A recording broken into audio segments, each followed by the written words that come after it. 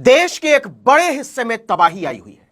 हरियाणा, पंजाब, जम्मू कश्मीर, उत्तर प्रदेश, बिहार त्राहिमाम त्राहिमाम कर रहे हैं, लेकिन सनातन की सेवा के नाम पर अरबों रुपए का साम्राज्य खड़ा करने वाले बाबाओं को कहीं सेवा करते हुए देखा आपने?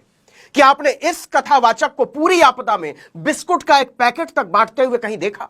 कि आपने इस बाबा को इस पूरी आपदा में माचिस की एक डिबिया बांटते हुए भी कहीं देखा? कि आपने इस स्वयंभू जगत गुरु को इस पूरी आपदा में एक धेले की मदद करते हुए कहीं देखा? कि आपने इस महाराज को इस पूरी आपदा में शरीर पर एक पैसे का कष्ट उठाते हुए देखा? नहीं देखा होगा, हरगिज नहीं देखा होगा।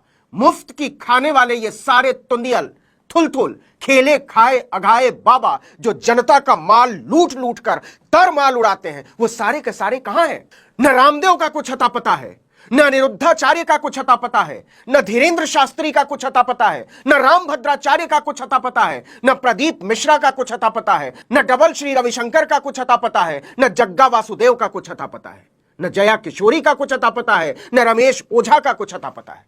तो इन्हें जमीन निगल गई या आसमान खा गया। जनता की सेवा से भागे हुए हिंदू धर्म के ये सारे के सारे भगोड़े कहां हैं? सेवा के धर्म के नाम पर कलंक ये भगोड़े ये भी नहीं बोल सकते कि इस आपदा में मुसलमान फंसे हैं इसलिए उनकी मदद नहीं कर रहे हैं। इन आपदाओं में फंसे 99% से ज्यादा लोग हिंदू हैं और नहीं तो सिख या जैन या बौद्ध। फिर अनिरुद्धाचार्य, धीरेन्द्र शास्त्री या स्वयंभू जगत गुरुओं की लंपट जमातें कहां गायब हो गई हैं? तस्वीरें और वीडियो आपकी नजरों के सामने से भी गुजर ही रहे होंगे और इन मुफ्तखोर चंदाखोर बाबाओं जगत गुरुओं कथावाचकों की नजरों से भी। पंजाब, हरियाणा, दिल्ली, हिमाचल प्रदेश, उत्तराखंड, जम्मू कश्मीर में तेज बारिश का दौर जारी है।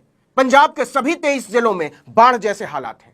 राज्य के 1200 से ज्यादा गांवों में पानी भरा हुआ है। अब तक 30 से ज्यादा लोगों की जान जा चुकी है। 3 लोग लापता हैं। सभी स्कूल कॉलेज 7 सितंबर तक बंद कर दिए गए हैं। आपने किसी मुफ्तखोर चंदाखोर बाबा कथावाचक जगत गुरु को पीड़ितों के आसपास भी फटकते हुए देखा?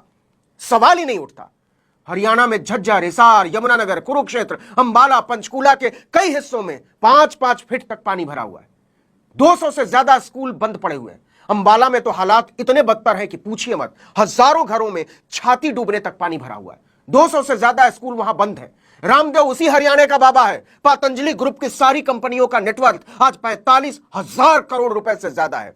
यह दाढ़ी वाला बाबा पूरे टुच्चेपन से कहता है कि रूह अफ़ज़ा मत पिया करो क्योंकि हमदर्द मुसलमानों की सेवा करता है। तो रामदेव जी, आपको हिंदुओं की सेवा करने से किसने रोक दिया?